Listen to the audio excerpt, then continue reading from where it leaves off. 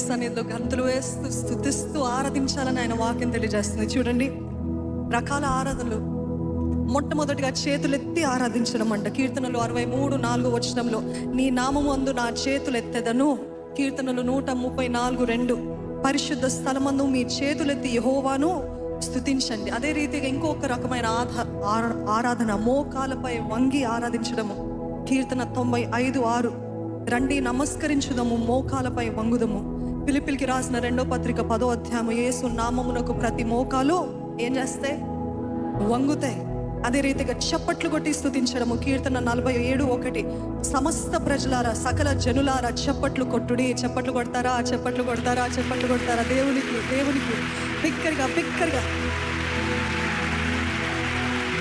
అదే రీతిగా నాట్యముతో స్తుతించడము. కీర్తనలు 149:3 ఆయన నామమును నాట్యముతో స్తుతించుడి. 2 సమూయేలు 6:14 దావీదు ప్రభునందు శక్తివంతముగా నాట్యం ఆడను. అదే రీతిగా నిలబడి గౌరవించడము, అది కూడా ఆరాధనలో భాగమే. నెహెమ్యా 9:5 ప్రజలు నిలబడి యెహోవాను స్తుతించారు. ఆరోది ఏంటిదంటే గానము చేయటము, ఇంకా హర్షధ్వని, గంభీర ధ్వని. 100వ కీర్తన 1వ యెహోవాకు హర్షధ్వని, గంభీర ధ్వని చేయుడి. ఎఫెసీయులకు రాసిన పత్రిక 5వ అధ్యాయము 19 కీర్తనలు స్తోత్ర గీతములతో పాడుడి అని రకరకాల విధాలుగా మనము దేవుని స్తుతించచ్చండి. ఎంతమందికి స్వరాలు ఉన్నాయండి?